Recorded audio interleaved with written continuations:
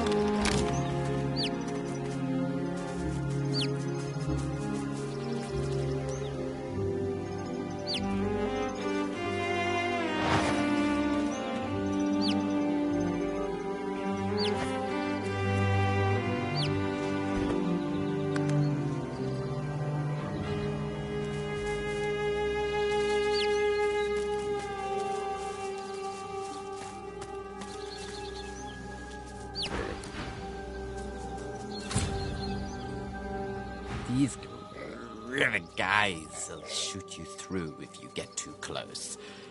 I'm gonna try and slip through the back way myself. I like a ribbit challenge.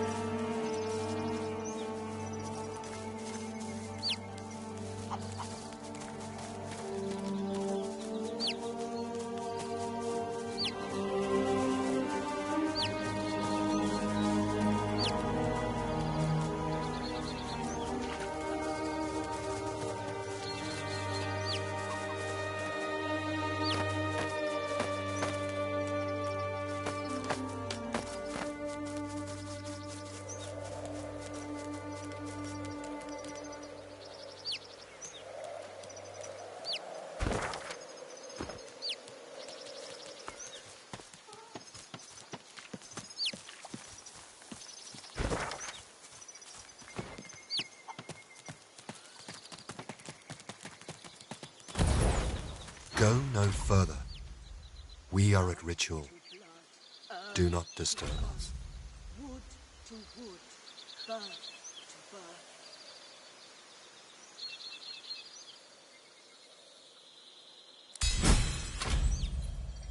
Enter then. Keep respect.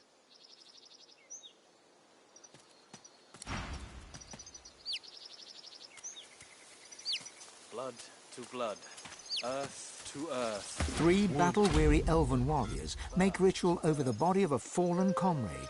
They're chanting low and fierce, the pain of their losses manifest in every word. Blood to earth, to wood, to birth.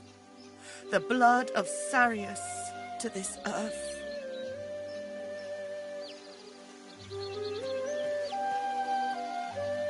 The tallest, strongest elf, whom you take to be the leader, gives you a disapproving look, then turns away. She places the tip of a long-bladed spear on poor dead Sarius's chest bone. Blood to earth. Her companions reach out and grasp the spear, ready to plunge it into Sarius's heart.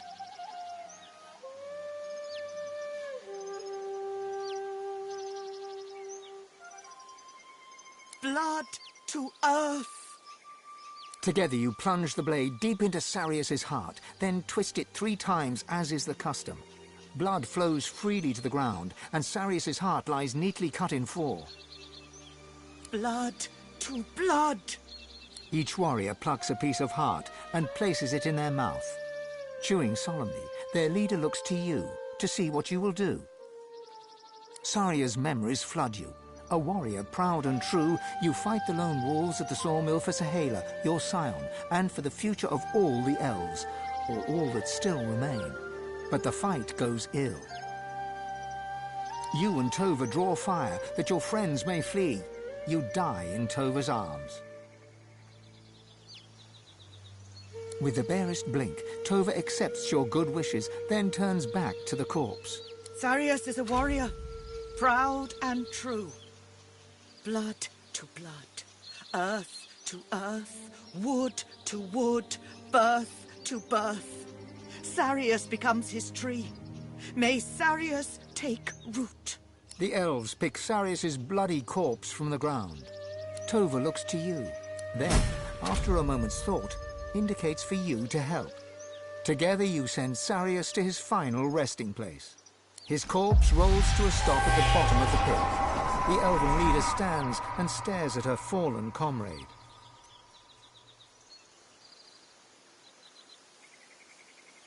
Then she wipes away a tear and turns away.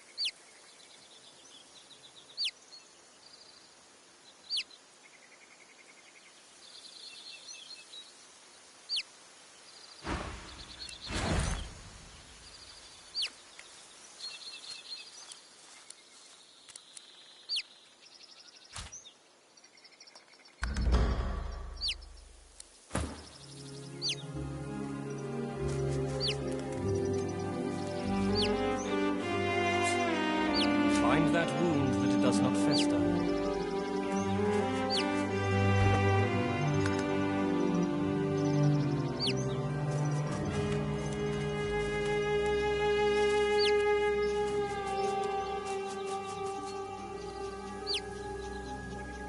The tall elf stares into the pit with dry, bloodshot eyes, her face betraying no emotion. We lose too much. We lose our homes, we lose our safety, we lose each other. She looks into your eyes, her face set in a fierce frown. It is enough. No more. Yes, it is as though Tierson Dilius himself forgets us. There is no fate for us but the one we make. You honor us during the ritual. You honor Sarius. You help remember him. You help bury him. But we need help still, or we perish here. Not only these people here, but all of us. I wonder if you honor us once more. It is something of great importance to me and to our people. Our home forests are gone. The great trees are cut to pieces, the memories inside them nearly lost. They become nothingness unless we find our scion.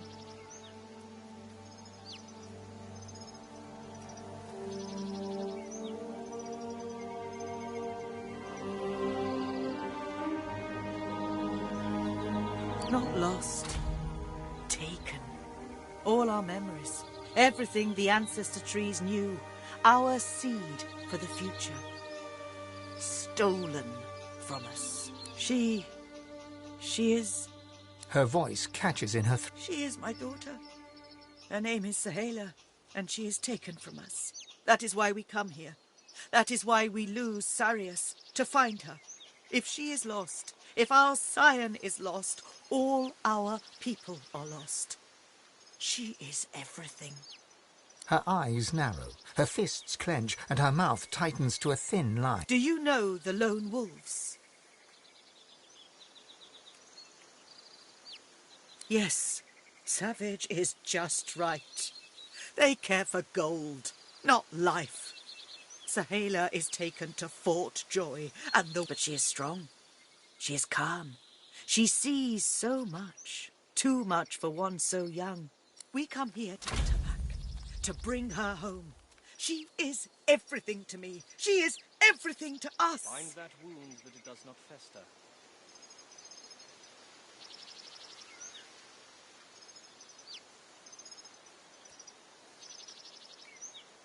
You are the one.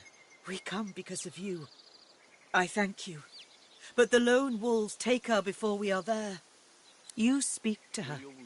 You understand. You see what a gentle soul she is. You see how kind.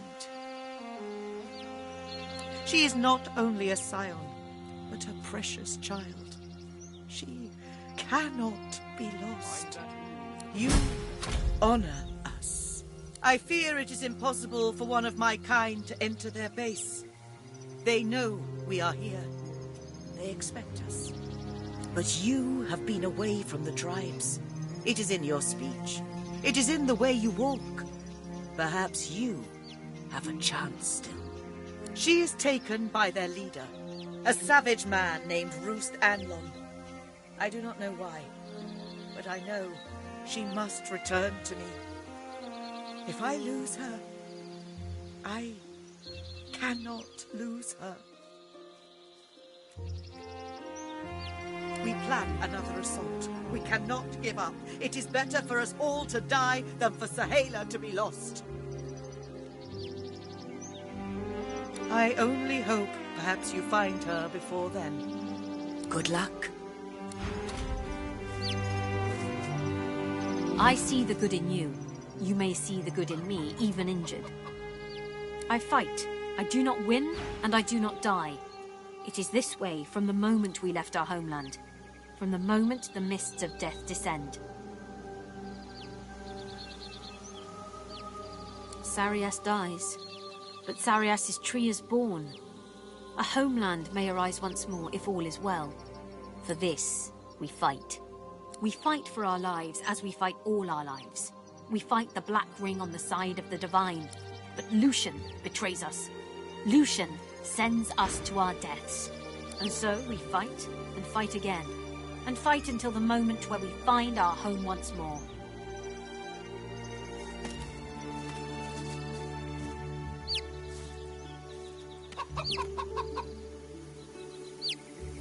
Our blood is in the soil, our ancestors in the trees, our memories in the wood. That it does not fester. Our homeland is all of us. You forget your true self. You forget you are an elf.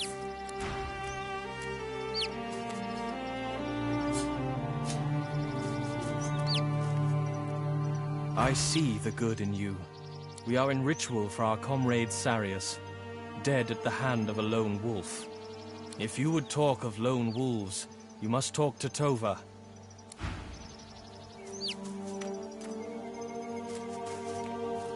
I see you.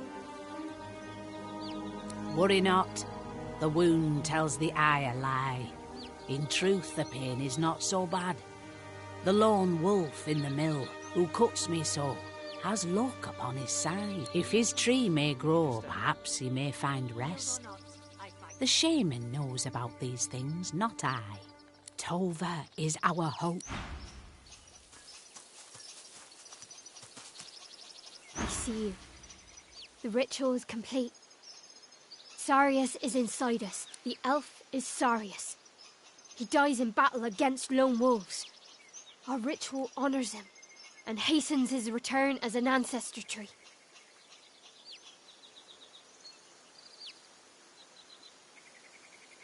Thank you. Sarius dies well.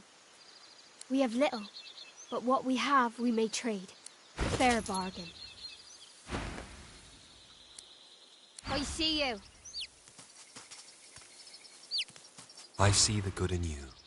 Pass freely.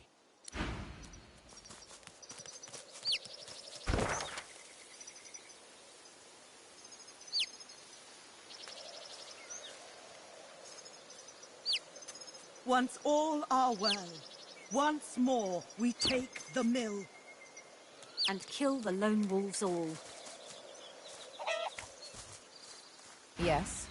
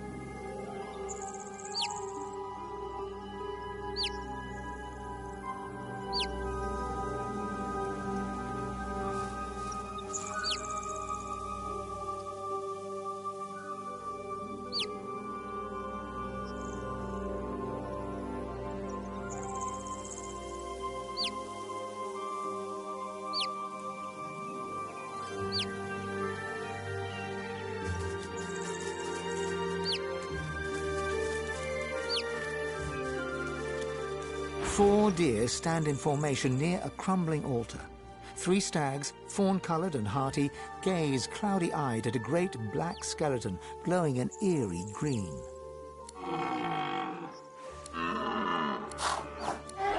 The three fawn...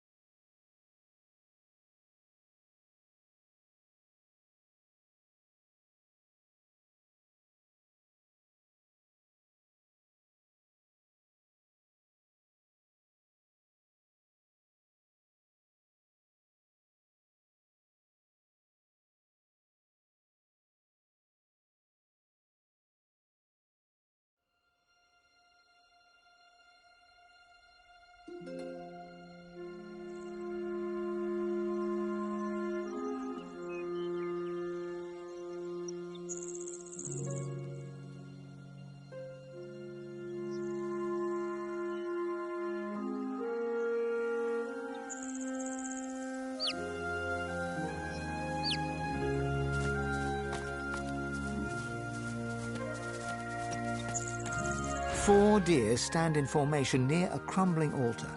3 stags, fawn-coloured and hearty, gaze cloudy-eyed at a great black skeleton glowing an eerie green. Now. No. Now.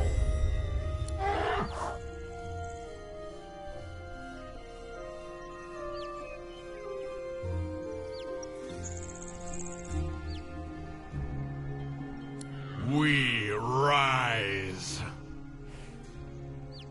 We rise. We rise.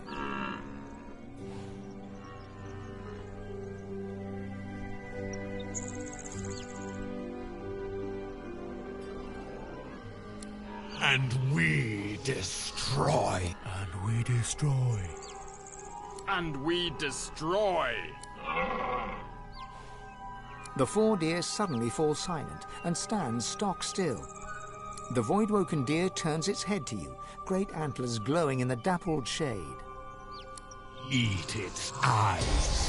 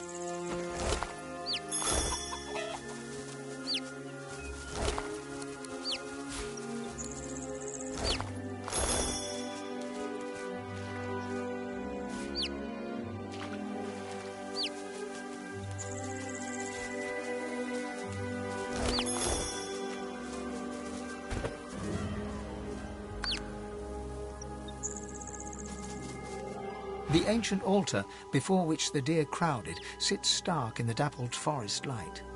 Something about it draws you in. The stones appear to be just that. Apart from a few fade, the air stirs, as though someone had appeared and taken a seat upon the altar. A voice rises around you, its source unclear. Fractured whispers surround you. Hurry.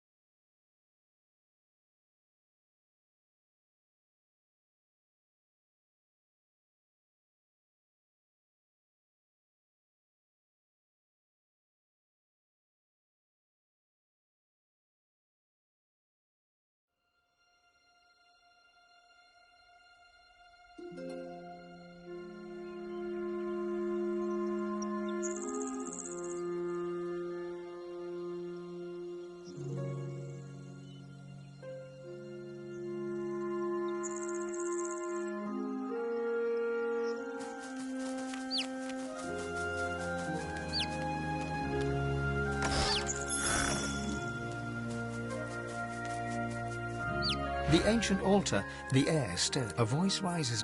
Hurry.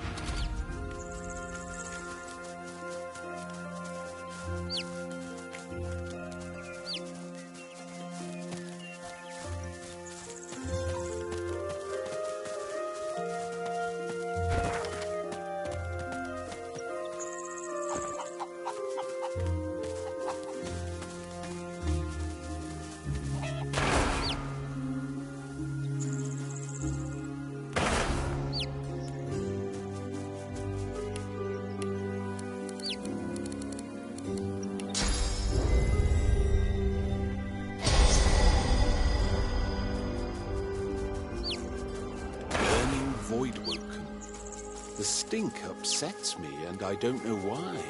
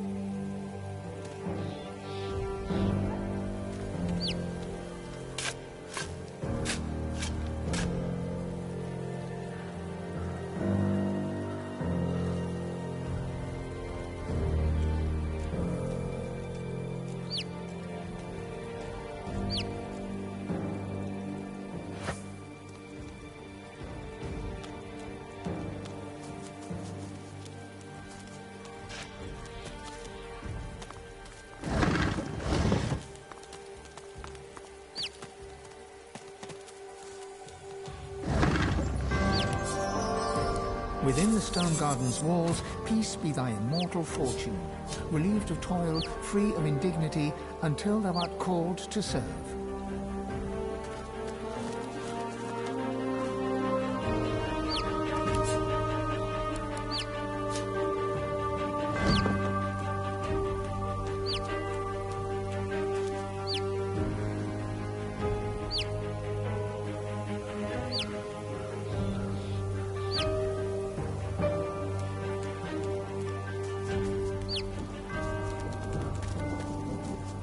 Did you expect a needle?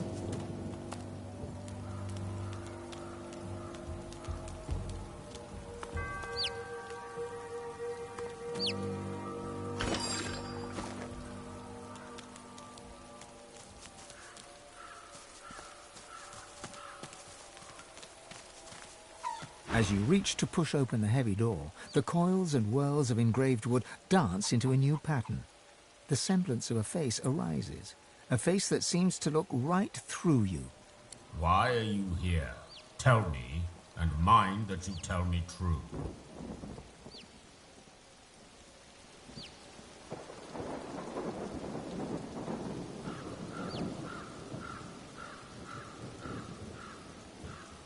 Silence greets your answer. In the distance, you hear the screech of an eagle. Worryingly closer, you hear some kind of a moan. Time passes. At last, the lips on the door creak open, and the door speaks. Leave. The face melts back into the wood of the door, and the whirls swirl back into a floral pattern. No amount of pushing can budge the door one crumb. No sound can be heard from within.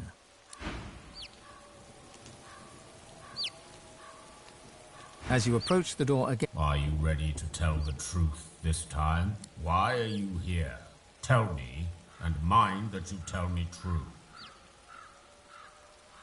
Silence greets your answer. In the distance, you... Enter. The face melts back into the wood of the door, and the whirls swirl back into a floral pattern. Riker lives well, it seems.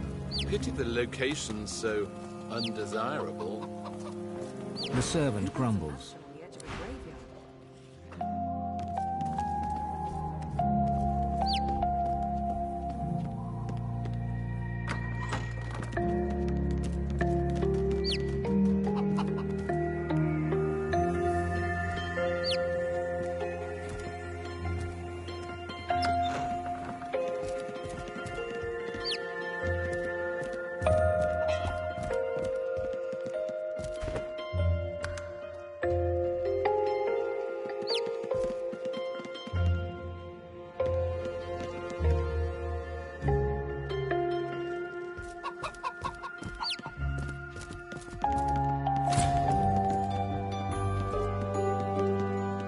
The masked creature is mute, save the occasional moan.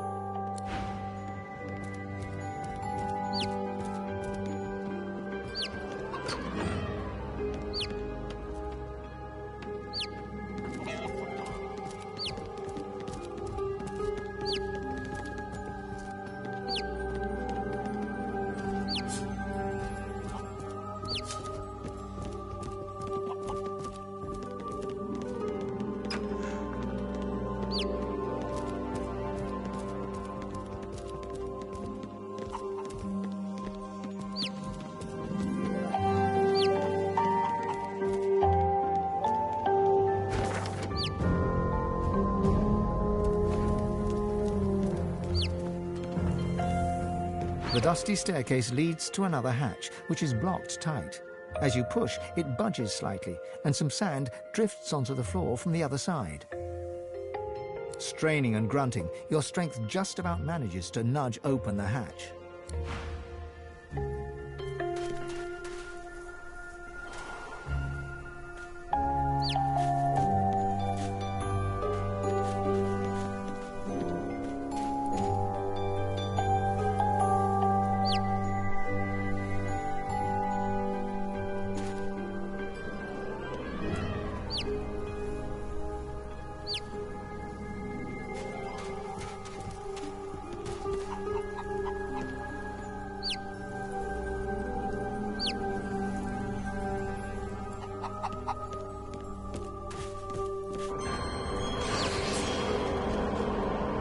spider spindles right up to you, her long, long legs tickling the sandy floor.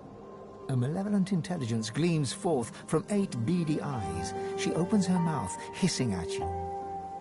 Getting your mucky little boots in all the wrong places. Don't you know, my little pepper pot, that it's ever such bad manners to enter a queen's boudoir without permission? Did that over I could toss you upstairs, darling? Has he grown weary of milking my venom his very own self?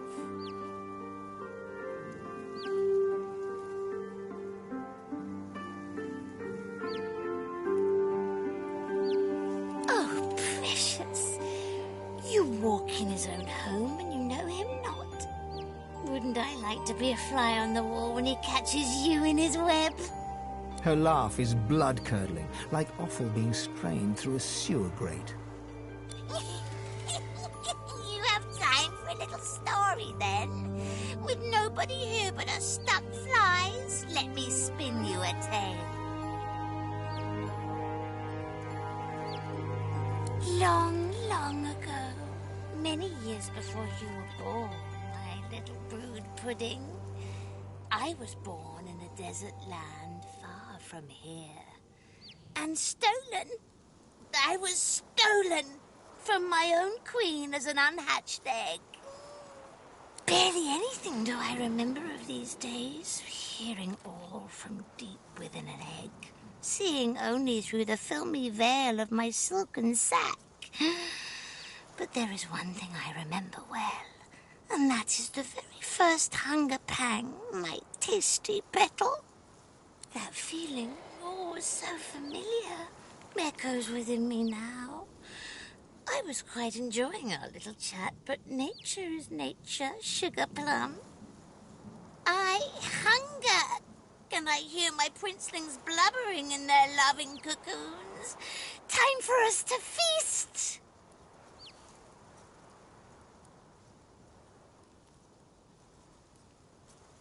A trade, you say, Poppet?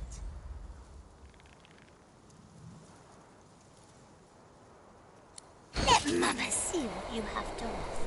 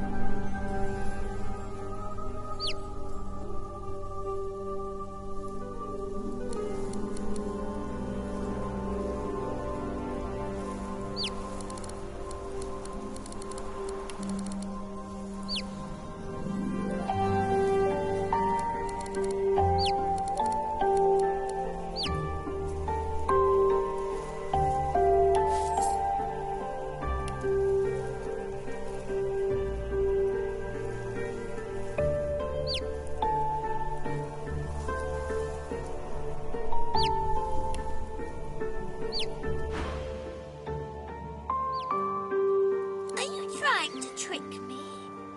I'm not a fool, you juicy little morsel. Her fangs drool venom that sizzles on the sand. But there's no time to think about all that, because raising up on her hind legs, she pounces right at you.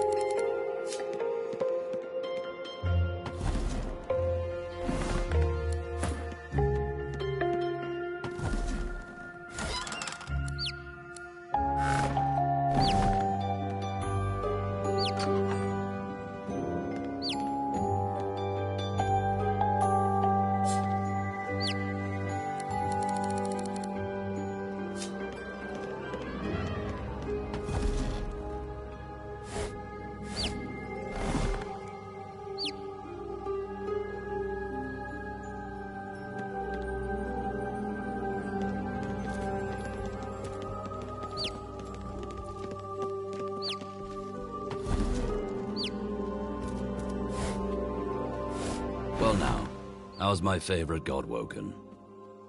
Ifan claps you on the shoulder and beams at you, affection for you plain in his eyes. The dusty staircase, no matter how much you strain and grunt, the hatch barely...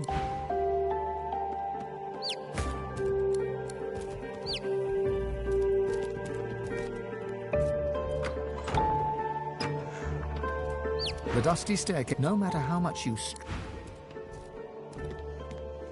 The dusty staircase leads to a straining and grunting.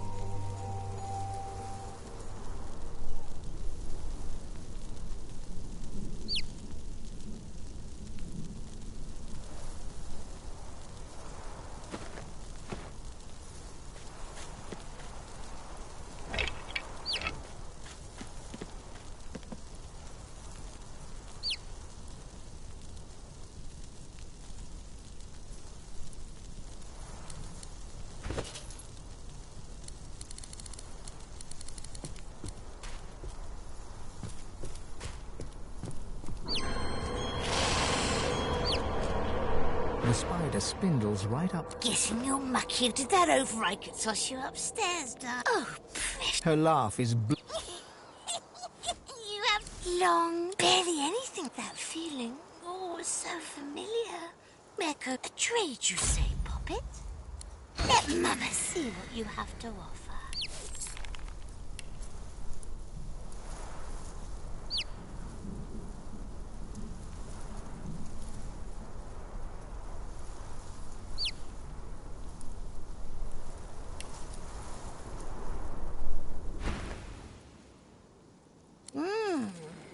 Tender, juicy, much better than the stale old mucker I could push us through my boudoir door. The spider smacks her mandibles together, making grotesque chewing sounds as she swallows bits of some poor unfortunate. She stretches out one long leg and licks old blood from whatever a spider has instead of toes. In return for your generous offering to your queen, I will tell you a little secret about the one downstairs. He accepted a promise. The promise. And now he wants to weasel his way out of it. Forget it. He used to love me. He used to worship at my spinnerets. But now he doesn't talk to his queen anymore. He just milks my venom. Well, sweet little Summerberry. You see how he builds his army? Now I build my own army. Someday he'll walk in here and face not one spider, but legion.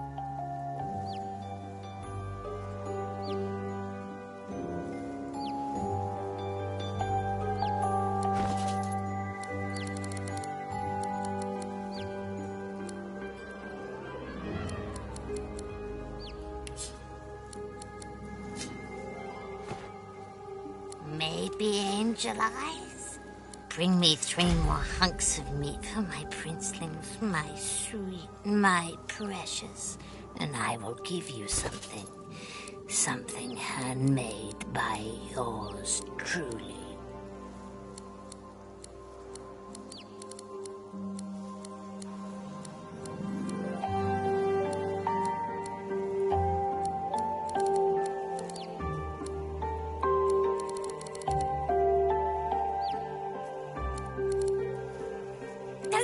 My princelings need blood to feed them and bones to grow them.